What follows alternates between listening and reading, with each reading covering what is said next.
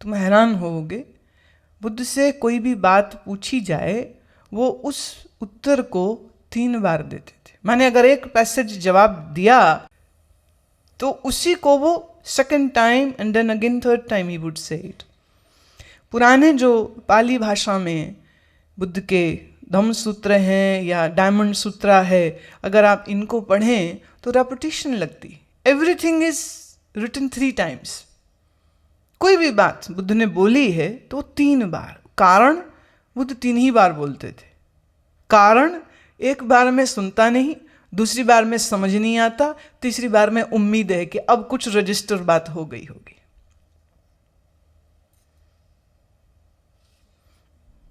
करके देखो आप।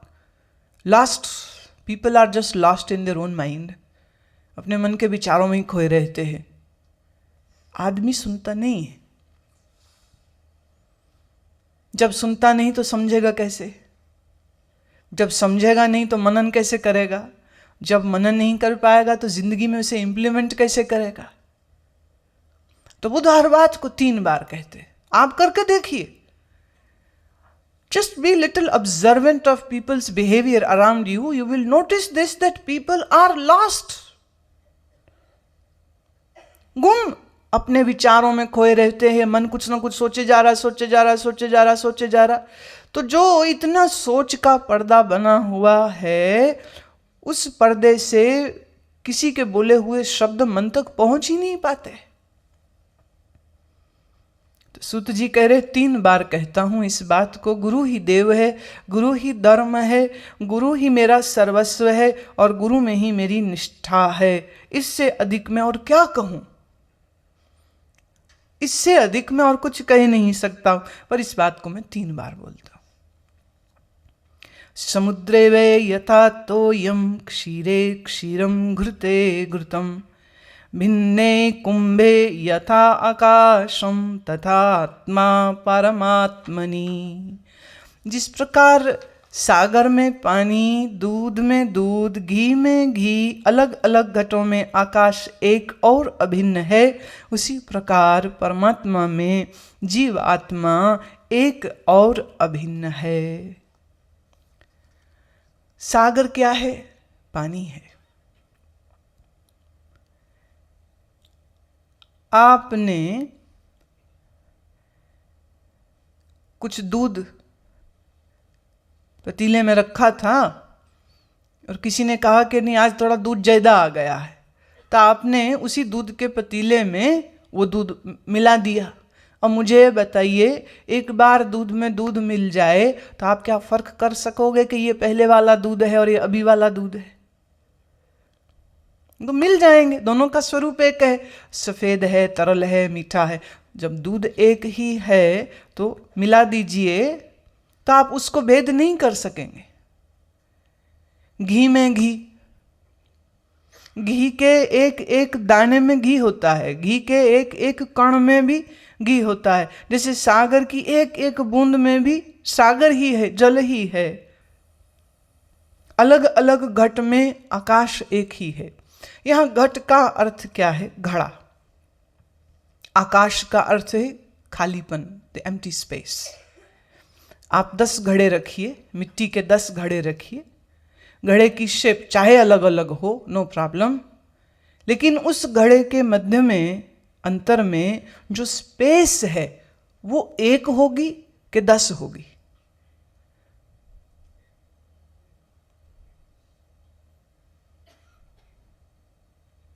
मुश्किल है ये बात बहुत। क्या एक ही है? घड़े के आकार अलग अलग हो सकते हैं, लेकिन घड़े के मध्य में जो आकाश है, जो स्पेस है, वह तो एक ही है। इसी प्रकार जीव भिन्न भिन्न है, देह भिन्न भिन्न है। भिन्न माने अलग। तुम यहां जितने लोग बैठे हो सबका शरीर अलग अलग है और सबके भीतर जीवात्मा भी अलग अलग है। जीवात्मा मतलब शुद्ध आत्मा जब मन के साथ जुड़ता है तब उसी को जीवात्मा कहते हैं। द इंडिविजुअल सोल मतलब जीवात्मा, जिसे आप कहते हो मैं, मैं, इस मैं में तुम्हारा शरीर भी शामिल है, तुम्हारा मन भी शामिल है, तुम्हारी बुद्धि भी शामिल है, तुम्हारी इंद्रियां भी शामिल हैं। तो सबका मिला जुला स्वरूप तुम कहते हो मैं। मुझे उसने मारा, मुझे उसने गाली दी, मुझे, जब आप मुझे कह रहे हो तो उसमें आप अपने देह को भी देखते हो, अपने मन को भी देखते हो। मेरा मन दुखी हुआ, मुझे उसने मारा, मेरा मन दुखी हुआ। तो देह, मन और मैं, ये सबका जो जोड़ है इसी को कहते हैं जीवात्मा। अब एक बात समझें, जीवात्मा में शरीर बदलता रहता है। आज ये है, पहले कोई और था, उसके पहले कोई और था, उसके पहले कोई और। पर मन वही है, चित्त वही है, बुद्धि वही है, इंद्रियां वही हैं। तो जीव अलग है। तेरी मैं, इसकी मैं से अलग, इसकी मैं, उसकी मैं से अलग, उसकी मैं, उसकी मैं से अलग। तो मैं सब अलग अलग। तो जीव तो अलग अलग हैं, लेकिन इन जीवों में परमात्मा एक ही है।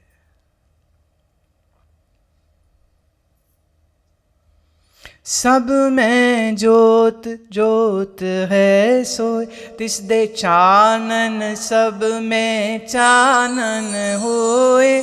गुर साखी जोत परगट होए, जो तिस पावे सुवारती होए। हर चरण कमल मकरंद लोभित मनो, अंदिनो मोहे आही प्यासा। क्या सुंदर बात है। सब में जोत, जोत है सोए, सब में जोत है और जोत में ओही है जिसके प्रकाश से सब और प्रकाश है। तो तेरी मैं मेरी मैं से जुदा नहीं है, है नहीं है। इस नाते तुम्हारी अकल इस बात को समझे भले न समझे, पर आपका इस सृष्टि में रहने वाले हर जीव से संबंध है। क्यों? उसके अंदर भी वही है जो तेरे अंदर है, वही उसके अंदर है। उदाहरण क्या दिया है? जैसे घड़े घड़े में आकाश एक ही है, ऐसे तेरे में मेरे में परमात्मा एक ही है। हमारा परमात्मा वो नहीं जो हमसे दूर कहीं अर्श पे बैठा है। शायर कहता है, वो खुदा ही क्या जो बैठे अर्श पर, वो खुदा ही क्या जो बैठे अर्श पर। खुदा वो है जो बंदे में रहे। सच भी है, वहीं रहता है, तेरे में ही रहता है वो।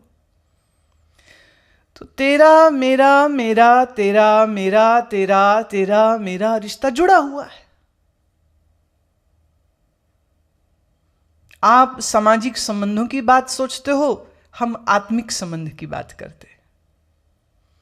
अब आप देखिए, एक संत को कोई भी मिले, कोई मिले, वो सबको ऐसे ही मिलता है जैसे अपना ही यहां मिल गया है कोई। संतों के अलग अलग रंग ढंग होते हैं। एक महात्मा की और बात सुनाती हूँ।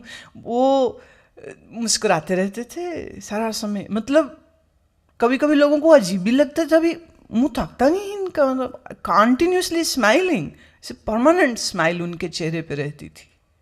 और कोई उनको मिलने आ जाए तो आओ जी भगवान जी, आओ जी गोविंद जी बैठो जी। तो आने वाला ना सोच में पड़ जाता, अभी मैं तो जानता नहीं इनको, ये मुझे ऐसे कैसे बुला रहे हैं जैसे मैं इनका कोई बिछड़ा हुआ संबंधी हूं। तो एक महिला जो पहली बार आई उनके पास, तो ऐसे ही बोल रहे हैं, आओ भगवान जी, बैठो भगवान जी, क्या खाओगे भगवान जी। वो कहती जी आप भगवान जी मुझे क्या बोल रहे हो, मैं को भगवान जी हूं। संत कहते हाँ तू तो भगवान ही है। कि जी नहीं मैं कोई भगवान नहीं हूं, मैं तो गुलशन हूं, मैं भगवान नहीं हूं। कहते वो आपकी समझ है, मेरी समझ में तो आप भगवान हो, इसलिए हम ये बुला रहे हैं। अब आपकी ज्यादा तसल्ली चाहिए तो हम ये कहेंगे, आओ गुलशन भगवान जी, जो तेरा नाम है मैं वो भी ले लेता हूं मैं। कहती अच्छा, अगर ये आपकी सोच है तो आपकी श्रद्धा है, मैं तो नहीं हूं। आपकी इच्छा है मुझे बुलाने की, बुलाते रहिए, बट मैं भगवान नहीं हूं। लेकिन वो सबको ऐसे ही बोलते थे। मेरे को जब मिलते थे तो बड़ा जोर जोर से आवाज दे करके कहते थे, ए हमारे शेर भगवान जी, शेर भगवान जी। ये हमारे शेर भगवान, रास्ता दे दो, रास्ता दे दो, शेर भगवान आ गए, शेर भगवान आ गए। क्योंकि एक बार ऐसे ही हम लोग सब बैठे थे और कीर्तन हो रहा था, और कीर्तन में मस्त हो गए और नृत्य होने लग गया।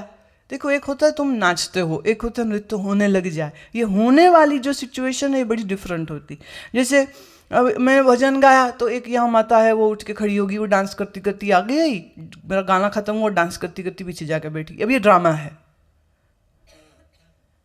जो डांस किसी गाने का मोहताज है, ताल का मोहताज है, वो डांस भी ड्रामा है।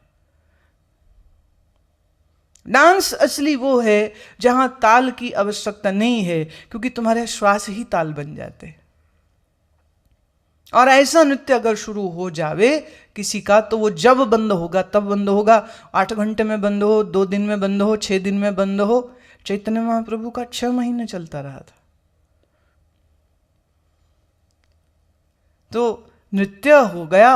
अब नृत्य में ऐसा जोश होगा, ऐसा जोश होगा कि मतलब किसी की चश्मे टूट गए, किसी का नाक टूट गया। अब हाथ जहां लगा तो लगा, अब जहां लग गया, जिसको लग गया, तो वो सबको खाली कराते रहे, पीछे हो जाओ, पीछे हो जाओ, जगह दे दो इसको, जगह दे दो, पीछे हो जाओ, पीछे हो जाओ। वो यही इंतजाम करते रहे कि इसको जगह मिलनी चाहिए। जो हो रहा है वो बड़ा कीमती है, जो हो रहा है वो दिव्य है।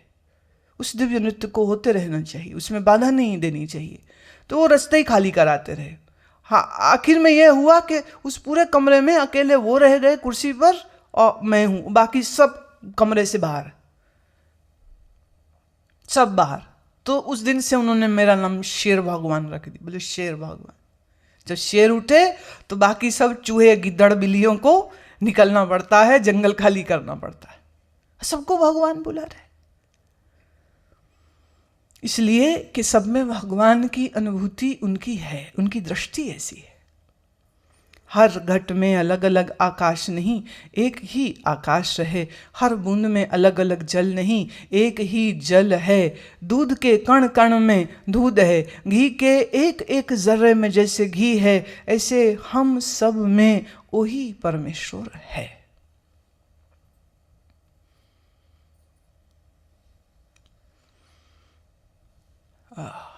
वशिष्ठ जी ने राम से ये बात कही थी कि हे राम, स्वरूप की दृष्टि से जो मैं हूं सो ही तू है।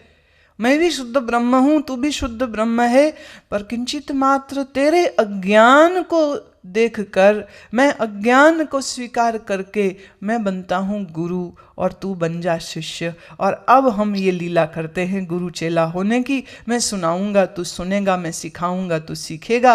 मैं तेरे अज्ञान को दूर करने के लिए सब उपाय करूंगा, और तू मेरे दिए हुए उपाय को अमल में ला करके अपने अंधकार को दूर कर।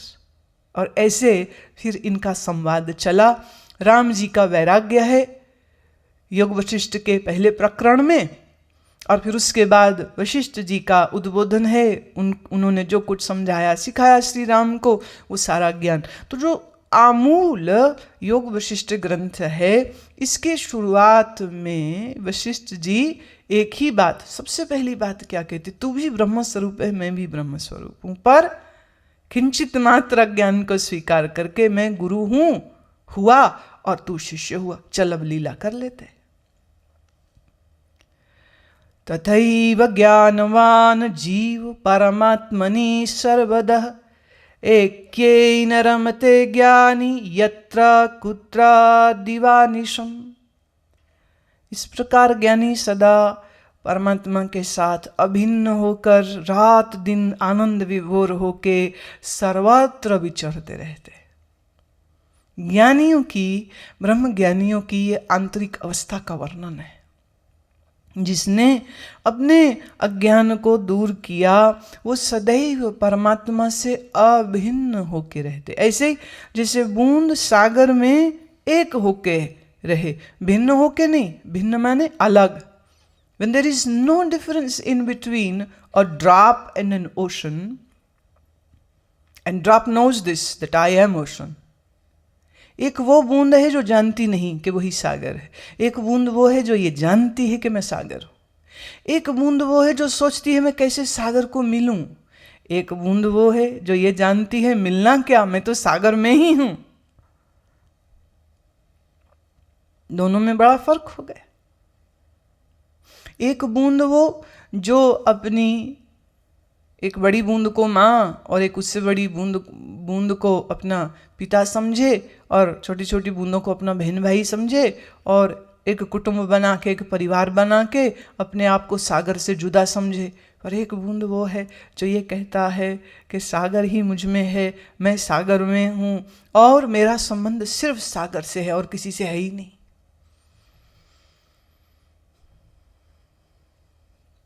देखें, रात्रि में आपने स्वप्न देखा, स्वप्न में पिता माता पति पत्नी बच्चे पोते पोतियां घर मकान मोहल्ला सब कुछ आपने देखा।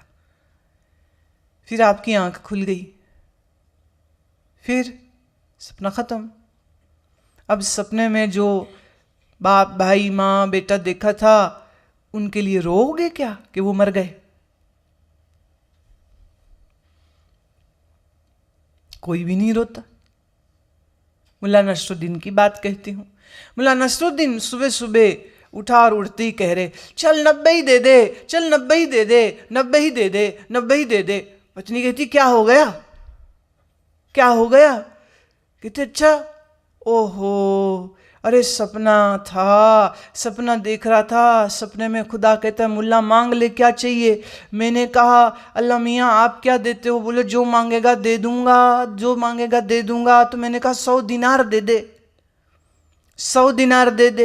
अल्लाह ने कहा 100 नहीं 50 दूंगा। मैंने कहा 50 नहीं मुझे तो 100 चाहिए। वो कहते 100 नहीं दूंगा, चल 85 दे देता हूँ। 85 नहीं मुझे तो 100 चाहिए। तो ये 100 85 करते करते मैं आंख खुल गई, कह रहा था चल 90 ही दे दे। पर अब 90 क्या, अब तो 9 दिनार भी नहीं मिलने वाले। सपने की बात सपने में खत्म।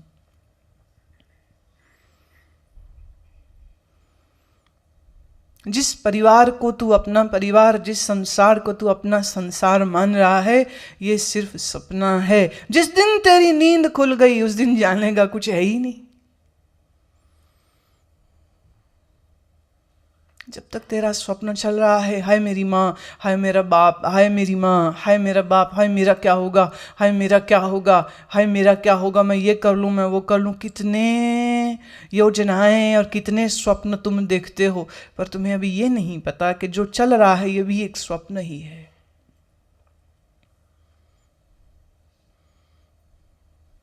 और इस स्वप्न के बने संसार में तुमने महल बनाया कि झोंपड़ा, आंख खुलते ही स्वप्न की बनी सारी सृष्टि समाप्त हो जाती, नहीं बचता है कुछ क्या?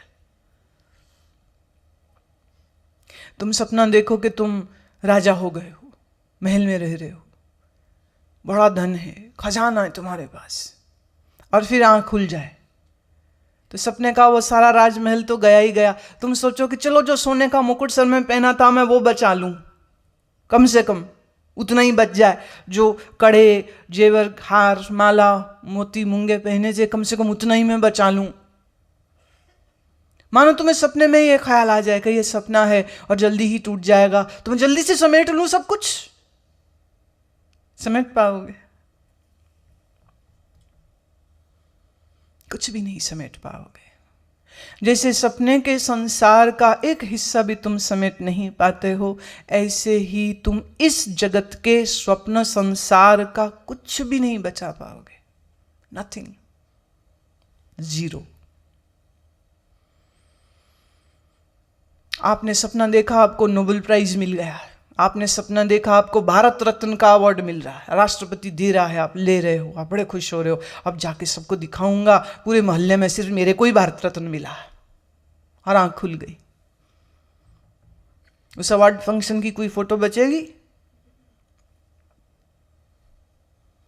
कुछ नहीं। संसार असत्य है, संसार स्वप्न है, यह ज्ञानी जानता है और सदैव अपने अंतर परमात्मा अनुभूति करता है। परमात्मा मेरा ही अभिन्न स्वरूप है, मुझसे अलग नहीं है। ऐसी स्थिति ज्ञानी की होती है और ज्ञानी इसी मस्ती में विचरते रहते हैं। विचरते माने चलते रहते, यहाँ से वहाँ घूमते रहते, आते हैं जाते हैं, खाते हैं पीते हैं, सब कुछ करते हैं, पर यह जानते हुए।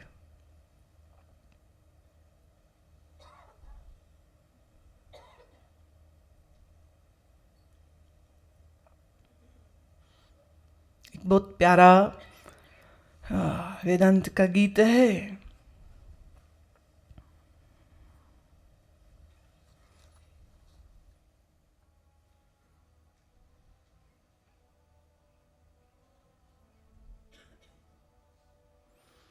नशा में राई लाही है, मैं पी पी मस्त रहता हूँ। नशा में राई लाही है, मैं पी पी मस्त रहता हूँ। नशा में राई लाही है, मैं पी पी मस्त रहता हूँ। ना आता हूँ न जाता हूँ, सदा संभाल रहता हूँ। ना आता हूँ न जाता हूँ, सदा संभाल रहता हूँ। नशा में राई लाही है, मैं पी पी मस्त रहता हूँ।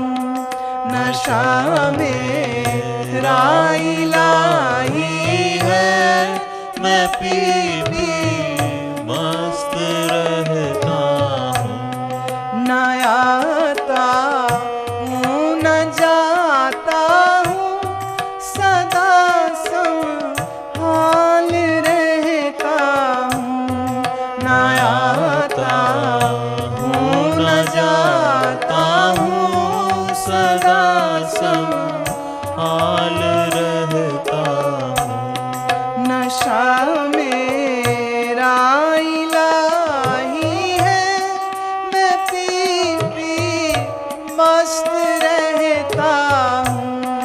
नशा में राई लाही है, मैं पी पी मस्त रहता हूँ।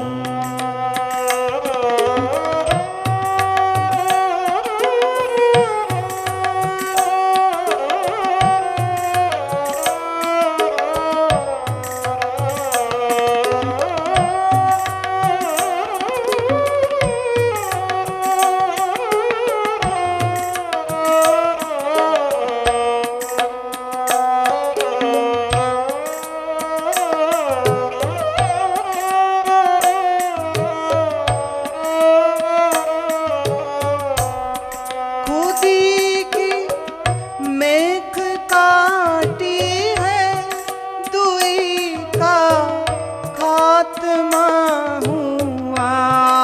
खुदी की मेख काटी है, दुई का खात्मा हुआ। नशे में सैर है अपनी, नशे में सैर है अपनी।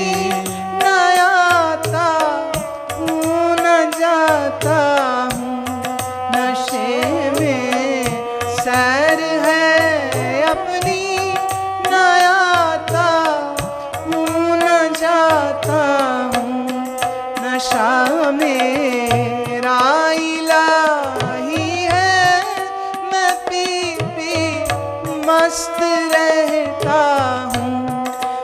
नशा मेरा इलाही है, मैं पी पी मस्त रहता हूँ।